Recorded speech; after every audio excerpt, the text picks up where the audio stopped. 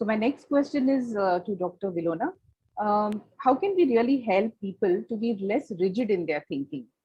In your experience, how have you encountered this thing basically? Sonali, that's a very, very big and very heavy question. I think all the panelists will agree with me that is, I think, our biggest challenge in mental health to get True. people to let go of the must and should and it has to be like this. That is the really difficult thing.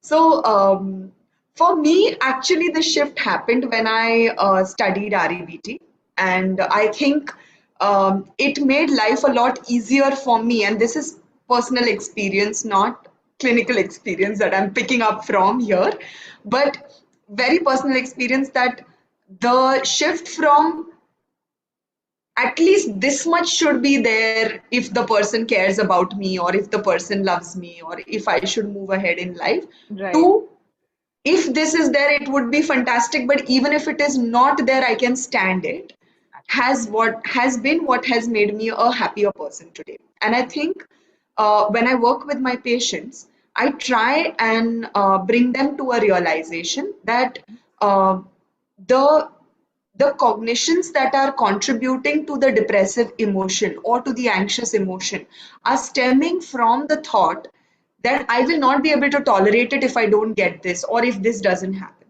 Hmm. Right? And it can be in a variety of ways, whether it is a mother dealing with their child, whether it is a spouse dealing with their partner, whether it is a friend dealing with somebody else. And because it is from experiences that the emotions arise, it is important for people to start looking at, do I really, really absolutely need this?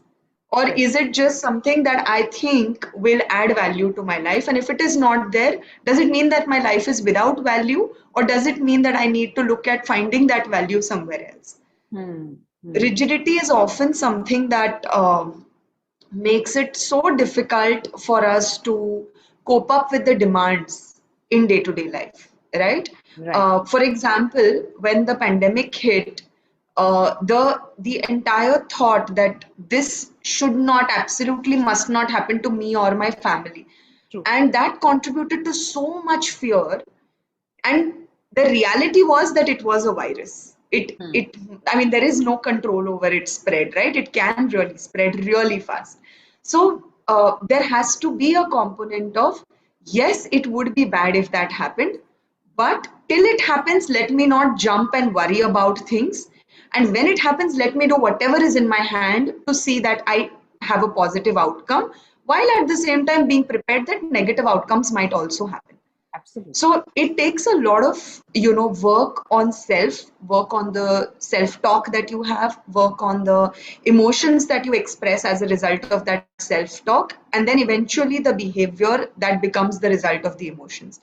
But it's very satisfying work because when you're able to achieve that, I think you reach a more happier place. You are able Hmm. to, work with people around you and it keeps you in a better frame of mind than if you stand at that rigid point.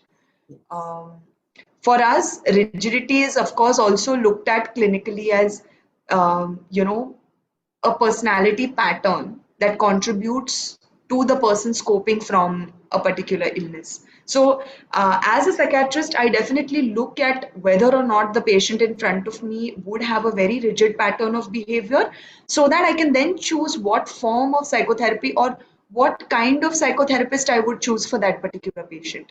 Absolutely. And because my practice is essentially very collaborative, while I give medicines to ensure that to a certain extent the distress emotions, the rigidity in the personality, and the contributory personality factors are balanced, I know that with therapy there can actually be that shift that makes the person actually start thinking in a different pattern, which can then enable them to say, okay, right now I think I can start slowly getting off the medications. So that's Absolutely.